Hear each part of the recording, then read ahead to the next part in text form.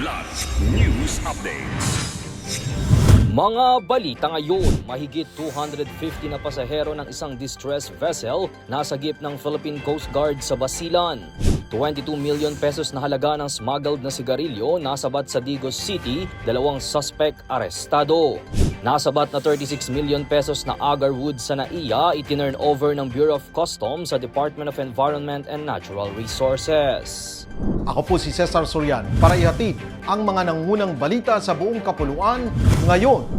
Nasagip ng Philippine Coast Guard o PCG ang nasa mahigit 250 na pasahero ng isang distress motor bangka na MBCA Julifer sa karagatang sakop ng Lampinigan Island, Basilan nitong Biyernes, February 6. Ayon sa Coast Guard District Southwestern Mindanao, nakatanggap sila ng tawag sa isang pasahero na nagsabing nakaranas ng engine failure ang MBCA Julifer habang bumabiyahe mula Zamboanga City patungong Laminusa Island. Dahil sa nangyaring aberya, napadpad sa gitna ng dagat ang sasakyang pandagat at nalagay sa panganib ang buhay ng mga sakay nito.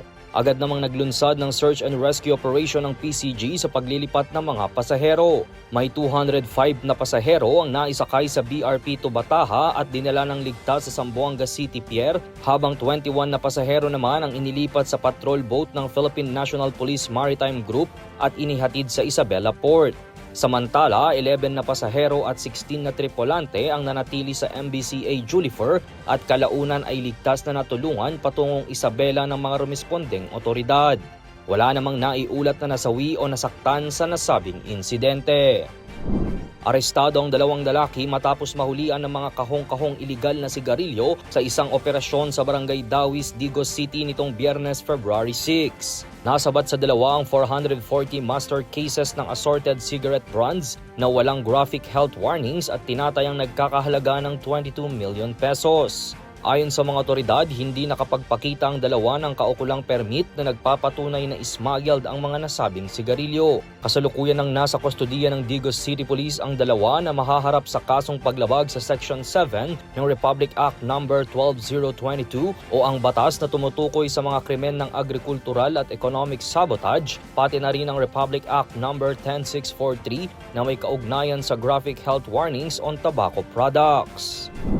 Itinurn over ng Bureau of Customs na NAIA sa Department of Environment and Natural Resources o DENR ang mga nakumpiskang agarwood na nagkakahalaga ng higit 36 million pesos. Aabot sa 18 shipment na may kabuuang timbang na 49.15 kilos ang kanilang nasabat noong January 18.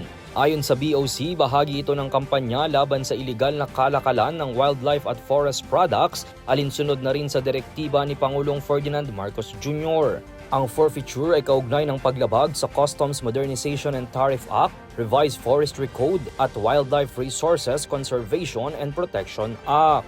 Para sa Kidlat News Channel, ito si Jai Reyes, nag-uulat.